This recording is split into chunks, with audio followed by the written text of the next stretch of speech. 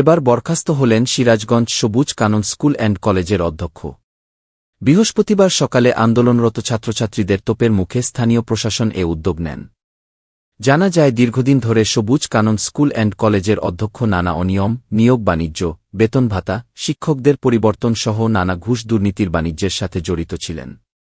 এরই প্রেক্ষিতে ছাত্রছাত্রী, শিক্ষক এবং অভিভাবকগণ তার এ অনিয়ম দেখে ফুঁসে উঠছিল। তার বরখাস্ত হওয়ায় ছাত্রছাত্রী, অভিভাবক ও শিক্ষকদের মাঝে স্বস্তি ফিরে এসেছে। আর কোনো প্রধান এ ধরনের অনিয়মের সাথে জড়িয়ে পড়লে এর চাইতে বড় ধরনের মাশুল গুনতে হবে বলে জানান এখানকার স্থানীয় অভিভাবক, ছাত্রছাত্রী ও শিক্ষকগণ। Habib Wahid, smart news for you.